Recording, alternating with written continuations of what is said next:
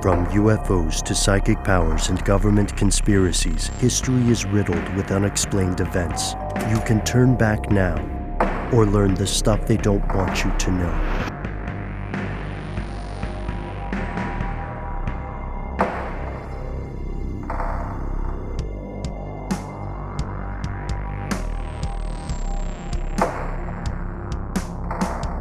All right, everyone, let's take a moment and think about all of the personal care products we used this morning or last night as we were, doing maybe a shower routine, maybe, getting ready for the day, just washing off Manscaped.com. Yeah. Blood, tears yes, of man, lying all children. of those things. Gotcha. You use their tears? All those, yeah. That's fair. Only the lying children. Only the lying children. But I think you're going somewhere with it. This has shades of some previous episodes we did, wherein I think I also predicted this would get worse. Yes, almost exactly this time last everyone? year, we ruined sunscreen, I'm putting that in quotations, when we talked about a chemical called benzophenone. I think that's how you say it. And it was discovered in many sunscreen products. Or sun protection products, however you want to say that. And it was a real issue. And I believe, correct me if I'm wrong here, but I believe one of the same independent study companies, the companies that do independent studies on consumer products, is involved in this new thing that we're going to be talking about today. The company is titled Valisure, Valisure. You can check out their website, valisure.com. You can read, it's mostly a blog there, like write-up of some of the things they've done. There's also some analysis you can access there. And I'm going to talk about them really quickly before we hit the headlines. So Valisure is an interesting company. You can go to their About page and learn about them, as we say. And this is a company that noticed there were discrepancies in many consumer-facing products that were available to regular customers like us, and they noticed that there were ingredient variances in different batches that were produced by the same company. It's supposed to be the same product, and there's differences in what's actually inside that thing. And in particular, I think the story, at least according to the website, is that one of the founders suffered from complications caused by this variability, and it was according to them, it was an anticonvulsant medication that had some variants, caused problems for him. So now what they want to do is protect the world from this kind of problem, right? It's very noble. It's good.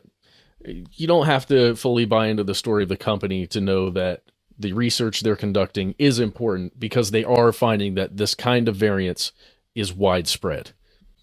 So let's go over to The Guardian for our headline here. Carcinogenic chemical benzene found in hundreds of U.S. personal care products. Now, the last thing we looked at in sunscreen was benzophenone. This is benzene. A little different. Benzene is actually, in my opinion, quite a bit scarier. Agreed. Yes. This study and the studies come to us pretty much from the end of last year. I believe it was November, December when the product testing was actually occurring. It's just now being reported on in The Guardian. This is written by Tom Perkins, and it's discussing just the widespread issue here. I'll give you a quote. Valisure has tested to date 662 items, these are consumer products, and found the chemical in 180 of those 662 items, or about 27% of products. Why is that bad? Why is that scary? Benzene, as stated in the title of this article, is a cancer-causing chemical.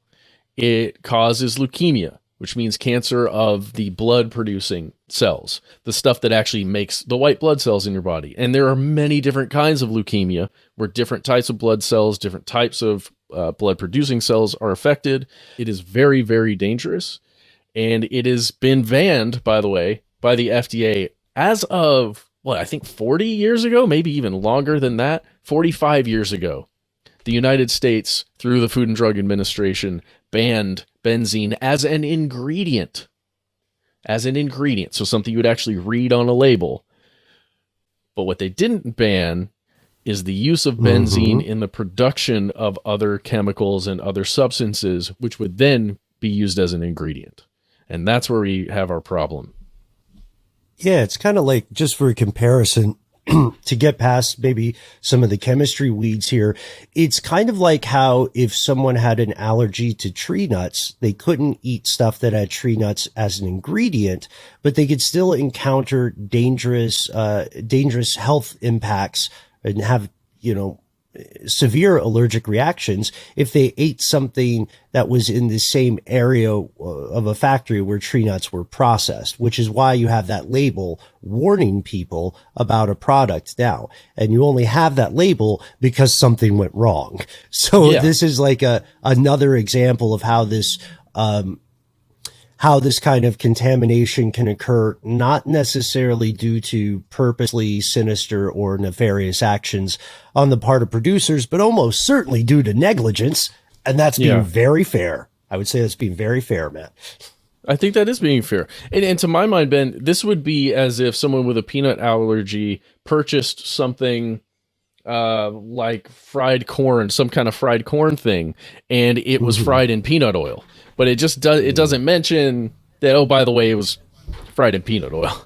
But or whatever. I don't know. That's not a good example on my end. There's even like sorting facilities where, I don't know if you've ever gotten like some tater tots from a fast food restaurant and there was a French fry in there too. How'd that get in there? I mean, there's certainly, obviously with things like allergies, there are FDA, procedures and approvals that would require you definitely not ever mix, but there certainly could be contamination, or if a company's making multiple products that contain different types of nuts and then one, gets intermingled with the other, certainly could happen. I always thought that meant they had a crush on me. Oh, well.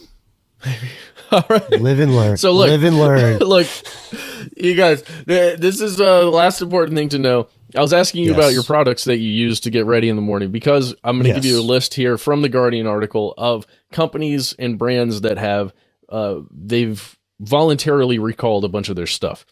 So according to the Guardian, Procter & Gamble, Bayer, CVS, and Johnson & Johnson have issued voluntary recalls, this is a quote, for widely distributed brands including Brute, Sure, Pantene, Herbal Essences, Old Spice, Secret, Tinactin, Lotrimin, Coppertone, Neutrogena, and Aveeno. Here's a really, I know I've used a few of those like very recently. Great. Only you just use products from manscaped.com to avoid these kind of complications. But do they have beard oil? Yeah, I think so. Yeah, it's and they don't use tree nuts; they just use these nuts. And benzene as a lubricant. Okay. Yes. God. Guys, it's so hard to... Okay, I don't want to get into the fully scary part, because it really does freak me out. Just the thought that the FDA is supposed to have a handle on a lot of this stuff. They're supposed to be watching. We think of them that way, at least, the Food and Drug Administration. We think, oh, that's a protection agency that's going to keep us safe. But really what they're doing is putting standards in place, and then companies self-report, these are the ingredients in this thing. There are no... there's none of this, there's none of that. The benzene is 2 parts per million maximum, which is the limit. And we just kind of take everyone's word as though it's true. I don't know. Go ahead. Yeah, it's just like, okay, so I want to do a better on the fly comparison, because again, as I say, like a lot of the best learning is experiential or through, analogy, right? Root it in something. So imagine, like, not many people in the world are the heads of compliance at large companies like this, but a lot of people drive cars. So imagine if the US said, just to save some cost here, speeding is going to be on you. So you need to report to us when you're speeding. Otherwise, we're going to take you at your word that you're doing the limit until you tell us otherwise. Or maybe once every few years, we'll have someone go to a city and see how many people are actually doing 45 miles an hour in the 45 zone, and then act so surprised when it turns out that none of them are. And what we'll do... You get harassed in Atlanta for going 45 in the 45 zone. You get, like, sideswiped. And the answer, by the way, is not crack down on the people going above 45. It's to change the speed limit to 55. Which is like, if you think about that with the FDA, like, and it's, I want to, like, there are good people working at the FDA.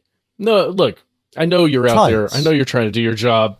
It feels as though rather than crack down on the companies producing products that have toxic stuff in them, the parts per million, parts per billion, or whatever the number is, gets raised a little bit because it feels as though it is necessary for a large amount of business to continue, right? Mm-hmm. Well, it's still safe. We'll run some more tests. It feels a little, I mean, it's a little worse, but 4 parts per million isn't that bad compared to 2 parts per million. I don't know. It feels that way to me as a consumer reading these kinds of reports from an independent study from an independent company. Yeah. And then also the reason this is not quite the same as that kind of off the cuff speeding analogy is that it's often normal for people to go 5 to 10 over on an interstate, especially here in the fair metropolis of Atlanta, because a bit of speed over the limit is normally accepted as still being safe. But there's not really an acceptable threshold of benzene exposure, right? There's not this is just 2 miles over kind of comparison here. Yeah, exactly. Again, like what I've seen written here is 2 parts per million of benzene is like not okay, but that's the absolute maximum you're supposed to have. Guys, I started this off by talking about the variance between batches, right? In this Valisure study, they found in a ton of these products, they get the same product in different batches. One would have unacceptable benzene levels. The other one would have 0 benzene in it. So you're saying there's a chance that will be okay 15 to 20 years from now. Okay. Yeah. I don't want to talk about this anymore, guys. The study's out there if you want to find it. Coincidence that the chemical is called benzene? I don't know. Ben, got anything to say about that? It is indeed named after me, but in a much earlier iteration. Okay, all right. I've changed my ways, but yeah. You're shriven. Yeah.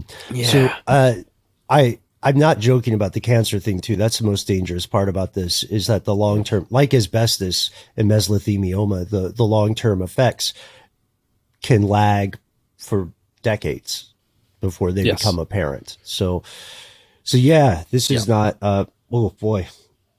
Check out our sunscreen episode.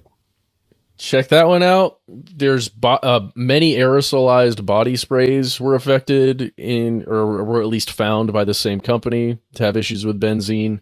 There was also a whole issue with, what was it? A lot of the hand sanitizers that were manufactured immediately when the pandemic started, just people got into the hand sanitizer game, and benzene was found in a lot of those, especially the ones that were off-brand.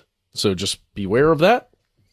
And they were considered, what was it? In a time of crisis, I forget the exact quotation, but the FDA and other agencies or other groups were like, you know what? The small amount of benzene in here actually provides, a therapeutic thing in the form of like killing stuff that might be on your hands and possibly the virus. But, it's not so great anymore. Let's not do that anymore. Also check out the FDA.gov website and search for FDA alerts drug manufacturers to the risk of benzene contamination in certain drugs. That's another thing that you won't want to have read after you read it, but it's important. And if you want to learn more about benzene, head over to cancer.org and just type in benzene and cancer risk.